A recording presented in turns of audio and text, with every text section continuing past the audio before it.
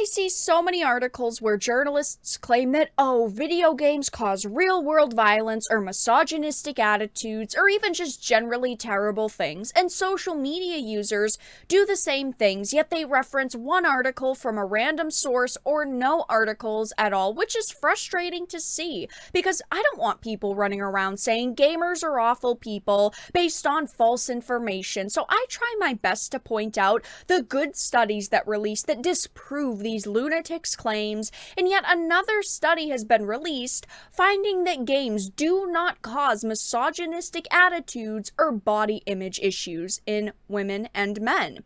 I have a bunch of different things to show off, but before we get into the topic at hand, if you enjoy the content that I create, please make sure to subscribe to the channel and hit the notification bell.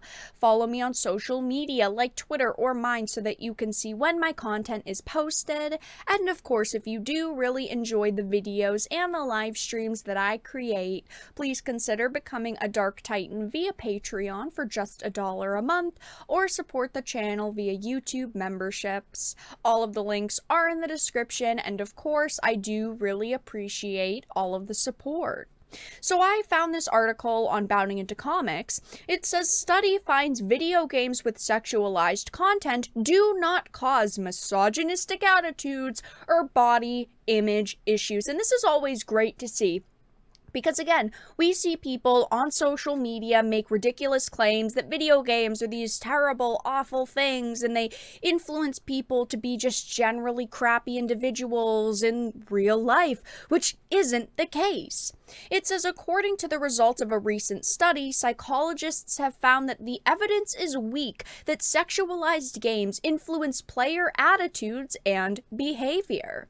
It says, set to have its results published in the October 2022 edition of the journal Computers and Human Behaviors under the title, Does Sexualization in Video Games Cause Harm in Players? A Meta-Analytic Examination. The recent study sought to address the oft-touted claims of the perplexity offended, such as disgraced critic Anita Sarkeesian and numerous gaming journalists, and answer the question of whether video games with sexualized content do or do not relate to mental health and body image problems in players and or sexualization and hostility towards women.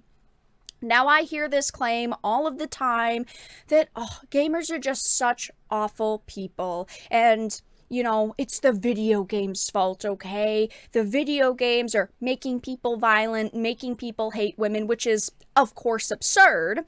But it says conducted by Christopher Ferguson, perhaps best known for his work debunking the similar claims that violent video games inspire violent behavior, and a few others. The study explored the degree to which sexualization in games was related to both well-being / body dissatisfaction and sexism or misogyny among players in two separate meta-analysis. Now, these are people that I've talked about quite a few times on the channel, specifically Christopher J. Ferguson. I have talked a lot about studies that he has done in the past, so this is a very reliable source in my opinion. It says in doing so, the team reportedly found that sexualization in games was neither related to well-being / body dissatisfaction, nor sexism or misogyny.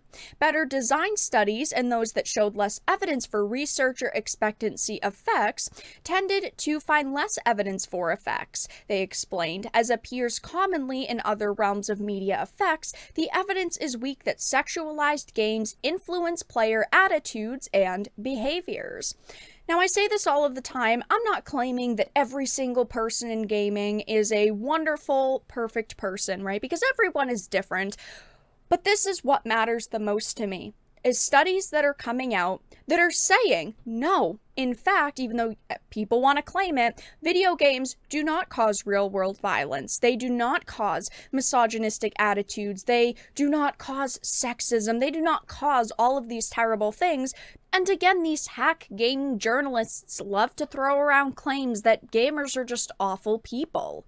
Psychology-centric news outlet SciPost explains that these conclusions were derived from a meta-analysis of 18 other studies, all measuring the results of of exposing a subject to video games both featuring and lacking sexualized content. Now, I do talk quite a lot on this channel about sexualized content, primarily because companies like Sony and Valve do not want sexualized content in video games on their platform unless they are massive moneymakers, which I think, of course, is absurd.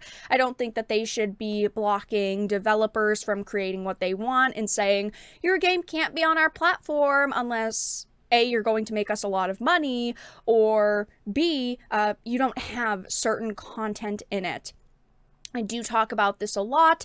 They say that they've changed their policies over the years because of things like Me Too, which is absurd reasoning, but those are the reasons that they claim. And I talk a lot on this channel about video games and real-world violence. This is a topic that is always up for debate. This was an article from Engadget.